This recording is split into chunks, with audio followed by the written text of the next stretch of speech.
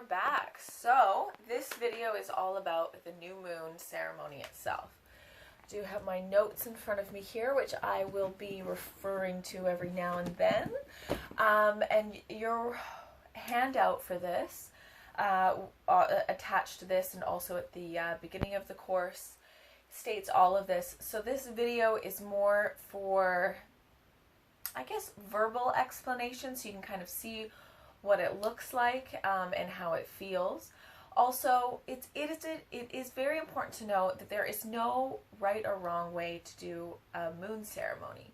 It is the intention that really matters. So sometimes if I don't have the time to set myself up with sacred space and do all of the things that I feel that I like to do for a ceremony, sometimes I can just sit in a doctor's office lobby and write into my agenda the things that I want to bring in for that new lunar cycle. So this, you don't have to put pressure on yourself for setting things up and collecting all of these things. You know, I've been doing this for a very long time, so I have a lot of stuff that I'm going to show you today that I use to set up my sacred space. You by no means have to have any of this stuff. You could sit on your couch with your family in chaotic dinner around you.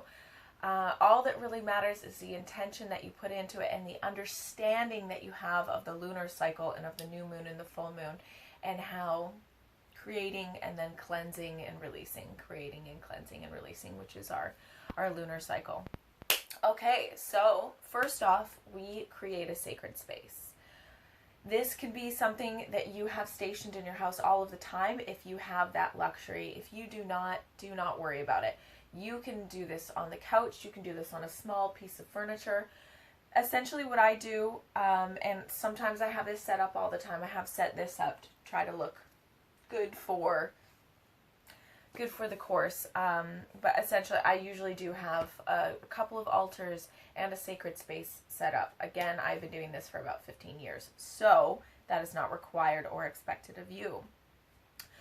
In my sacred space, I have all of my sacred items. So I'm wearing a lot of my very favorite jewelry. Sometimes I take these off and put them down inside of the circle so that they can be cleansed in kind of an altar. Next, I have some beautiful items that I like. So this is a beautiful singing bowl that I got from one of my best friends, and I treasure that, and I like to include that in my ceremonies, in meditation and whatnot. I have lots of my favorite candles. I do have this, which I consider this a ritual candle. It's orange for creativity because I am always trying to bring in new business ideas and creative ways of making money so that I don't have to work in an office. Next, I have Santo Paolo today. I'm going to be using that as my smudge. Also optional, you don't need to have this. You could have a smudge stick, which is sage. You could have some incense going, which works. Today I'm using Santo Paolo that is wild crafted and sustainably cultivated. What do I have next? I have lots of pieces of earth with me. So I have some bigger chunks of wood back here, which I really love, and I just like to have them around the house. And I have different branches. And this I use as an incense holder and also put my candle on the end there. I'm also I've surrounded myself with rose quartz, which is for love and good feelings and forgiveness and release. And so that's always good for a moon. And then I have lots of different rocks back here, some of my moon paintings. And my favorite painting is my Mama Gaia here, which I often will stare into as divination to try to receive some message or see some small something that will give me an answer to something that I'm questioning in life currently. What else do I have? I have my talking stick. I use this for cacao ceremonies and moon ceremonies that I facilitate with others, and so when it's my turn to talk, I'm holding this, and that means that I won't be interrupted. And then I pass it on to the next person when it's their time to express themselves. I also have my favorite deck of cards here, which I do offer palm readings and card readings online and in IRL, in real life, depending on where in the world I am at that time. I absolutely recommend these cards. They are Sacred Rebel. These are my favorite. I have many, many decks of cards, but these are the most specific, so I really, really treasure these a lot. I've made it comfy. I've made it beautiful. I have different sheets. I have my painting of Frida that I did, which I'm absolutely in love with. I just have a lot of things that I love around me, and I've encircled myself in them. Also not 100% necessary. You can just kind of have everything sitting around. Next, I have my 3 Book of Shadows. So this Book of Shadows, nice and tiny and cute. Isn't that adorable? I use this as my journal. So when I find myself getting stuck in a thought, I have this and I write it out, and it helps me to break through that thought. This is my next Book of Shadows, quite large. This is the Book of Shadows that I put all of the educational information in. So notes from different workshops or different courses that I'm taking, which I'm always taking lots of different workshops, especially on Udemy. Love Udemy. And this is my main Book of Shadows that I've had for many, many years now. And this is kind of the summation of everything that I put into the educational one. So lots of things that I personally teach are in here. Here's an example of the Women's Medicine Circle, something that I teach about. Eventually I will be releasing something along the lines of this to give you more of an idea of what you can do for your own Book of Shadows. But these are the things that I surround myself with because I love them and because they feel sacred and special to me. So I've created my sacred space, which I also consider an altar. I've filled it up. I've gathered all of my items. And I've also made it comfortable because I'm going to be meditating here. I'm going to be spending some time here. So I have my pillows and whatnot as well. Okay, so next what we're going to do, and I'm just going to do a very quick run through of this, is I like to come into a meditation. This can take 30 seconds. This can take an hour. Whatever feels right to you when you come into this space, you just need to take a minute and drop the world away. Let it release from you. Take some deep breaths and just connect with yourself, connect with the space, just become super, super present. So that we create our sacred space, we do our meditation, we arrive. Once we feel like we have arrived, we call in the deities or whatever it is that you connect with. So I like Goddess. Sometimes I like God, but it's not the same thing as like Catholicism or Christianity. It's whatever it means to you. So when I think of Goddess, I think of my feminine self. When I think of God, I think of my masculine side of myself. And then I also call in some, Mama Earth, Mama Gaia, Grandmama Moon, like all of these things. You can decide what you prefer in that. And so kind of build that into this. So I say, I ask the powers that be, the Goddess and Mama Gaia, to be here with me today, to protect me and to help me create intentions of the highest good. So that phrase, or some version of that, I repeat 3 times. In witchcraft, we like to do things 3 times. So we would say that 3 times exactly the same. And then also I just want to touch on, so when I create intentions, it is for the higher good. It is for myself, but I want to create my highest self so that I can then expand out and help other people become their highest selves as well. And I would never want to create an intention that wouldn't be for the highest good, that wouldn't be for the good of the world, if you know what I mean by that. So at this point, what I'm going to do is I'm going to light my candles and I'm going to smudge myself with my Santo Palo. You don't need to have matches either, whatever you have at home. There is no right or wrong way to be doing these things. So just try to enjoy the process.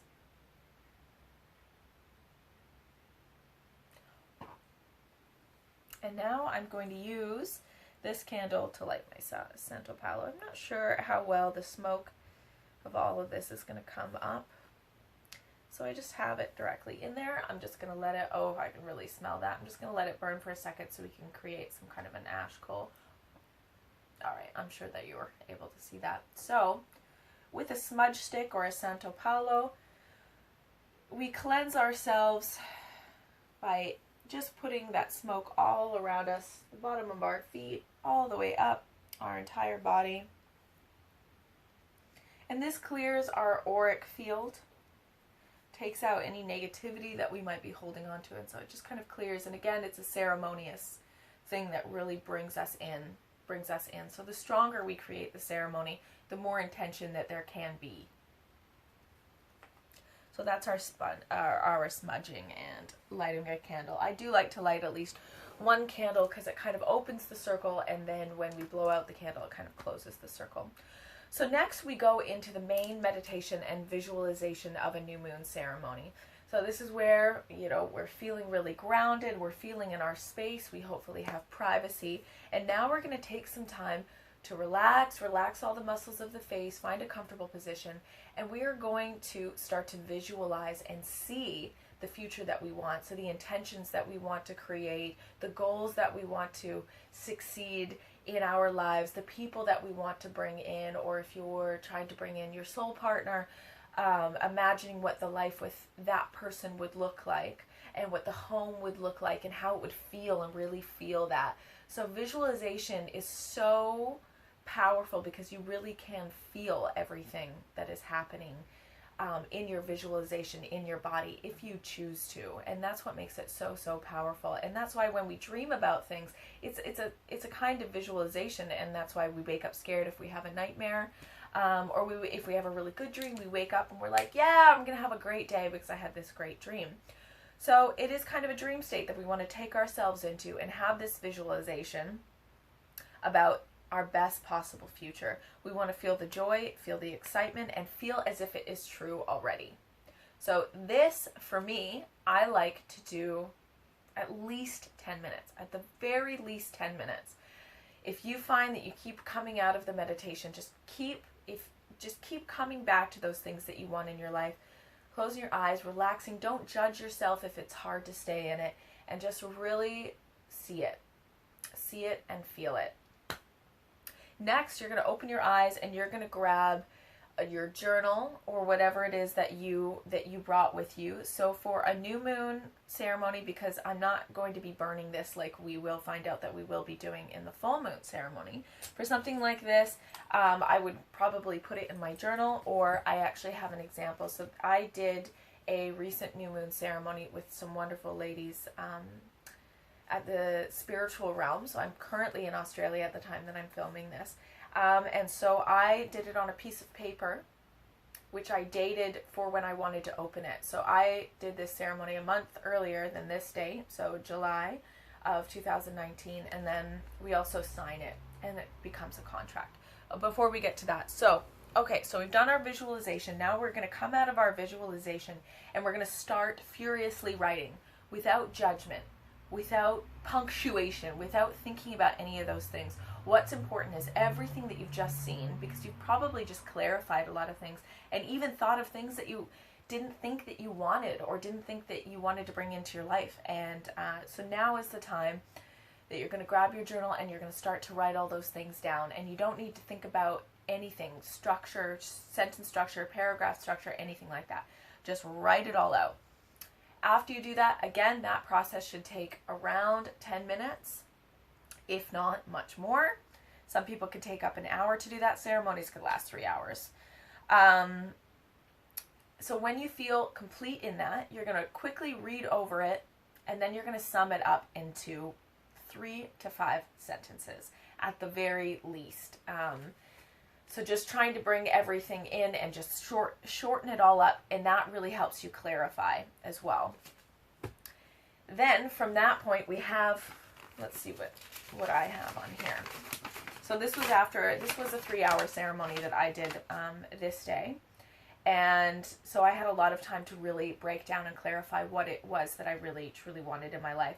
So once we do that, I like to declare it out loud. This would be a great time to be outside, if that's possible, to bring your sacred space. I'm from Canada. Most of the year, that is not a possible thing. So inside this room right now, I'm just going to declare to the new moon the things that I want. So at this point in my life, one of my new moon intentions was to create more sales and income from my company so that I could stay in Australia with my partner, who I want to have my relationship last a lifetime with. And I also want to move to the eventual goal of owning my own farm that has a yurt for ceremonies such as this, and also be able to rescue as many animals, domestic and exotic, as many as I can take in. So those are my goals. Those are good goals. Those are really good goals. So I wrote all that out. I declared it to the universe. I read it out loud.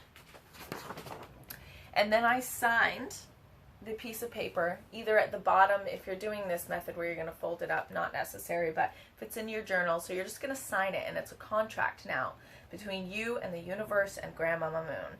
And that really solidifies in yourself, I have made this intention. I am now going to, every decision that I make from this point on is going to be for the good of that intention.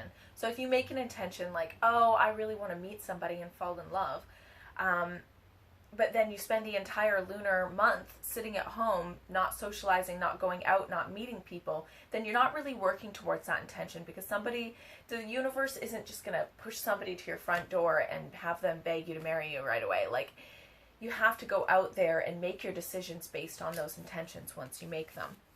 So when we sign that contract, we go into our next declaration. I am reborn with this new moon. I step into the flow of my path and allow the universal powers that be to light my way as I become my highest self. I am renewed with a new way of being. I am open to transformation. I welcome abundance, new people in my path, new opportunities, new ideas, and fresh perspectives. And after I read that final declaration, I'm going to sit with my contract, sitting in silence, and I'm going to believe, and I'm going to feel, and I'm going to allow that to be manifested in the universe, and know that the universe is working for my higher good to make all of those things happen. Again, this is one of those moments where you can take as long as you want or need in that situation to really feel it. Keep coming back to that feeling of believing and knowing and feeling like it's already true. Now we're coming to the end of our ceremony, which obviously this is like a 10-minute video, but a ceremony is going to be much, much longer. I always sit in gratitude for these opportunities to be able to make these intentions, and for this lunar moon cycle that shows me how I can work in unison with her. So I sit and I go, thank you, thank you, thank you, thank you, thank you, thank you, as many times as I need to. Thank you, thank you. And I thank the universe, I thank the god or goddess, the Mama Earth, Grandmama Moon, whatever it is. I thank them for being with me just by saying thank you, thank you, thank you, all over again and again. And then I blow out my candle, and that closes my circle. Thank you to my guides for being here with me today. And that is a new moon ceremony.